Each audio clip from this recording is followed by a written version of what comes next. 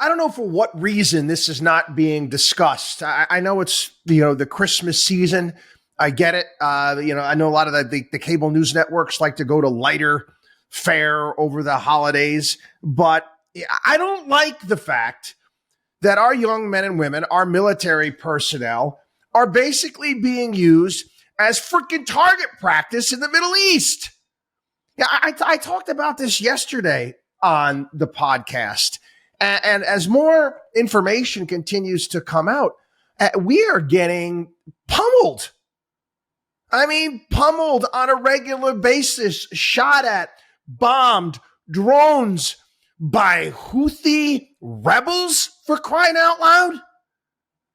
I mean, this is what we're doing. We're going to sit there and we're going to sit back and we're going to send our young men and women and put them in harm's way so we can have proportionate retaliatory attacks which do nothing. Listen, this has been going on for some time. And the lack of response tells a lot about the fear, because you want to call it that. Joe Biden's afraid.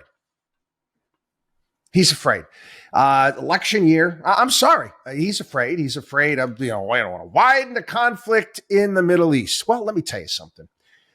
If you don't want to widen the conflict in the Middle East, then just pull everybody the hell out.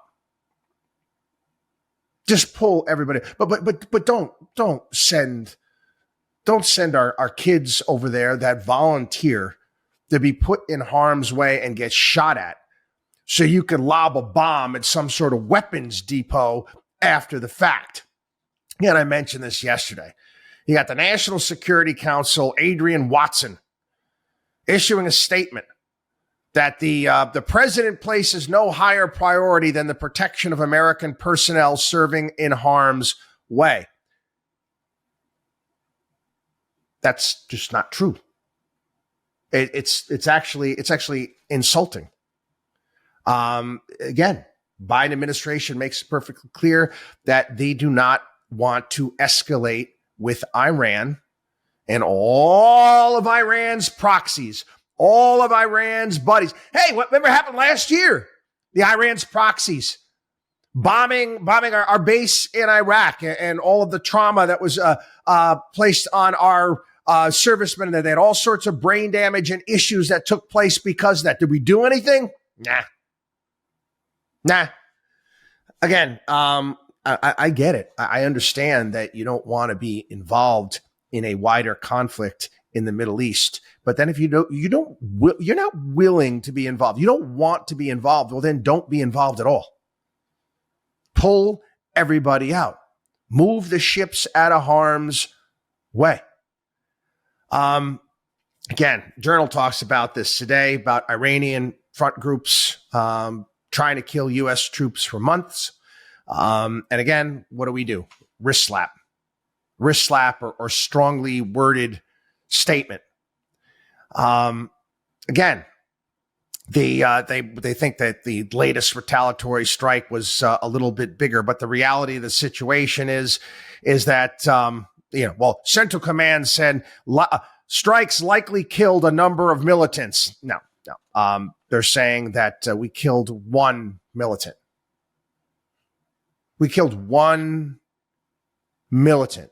We spent, I don't know how much we spend on these retaliatory strikes, but again, one militant there. Americans who sign up to serve in uniform know the risks, but serving as drone catchers because Washington refuses to deter the enemy isn't supposed to be among the occupational hazards. And Mr. Biden's token strikes haven't deterred Iran's proxies in Iraq or anywhere else. The Houthis, another Iran-backed military, are also unimpressed with the new U.S. coalition to protect commercial shipping in the Red Sea. The terrorists are escalating despite U.S. restraint in response. The U.S. military said this was yesterday afternoon that we shot down 12 drones, 3 anti-ship ballistic missiles, and 2 land attack cruise missiles at multiple targets. This was over a 10-hour period. Now, this is again, the journal makes a point too.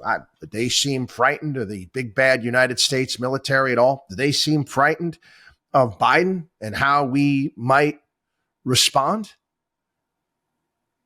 No. No, I don't understand this. I don't. And again, I'm going to be honest with you. We talk about our military and how they're having recruitment issues. They can't bring anybody on board. I get it. You're a parent. You want your kids to serve their country, serve a military, to serve, an administration that's not willing to protect them, back them up.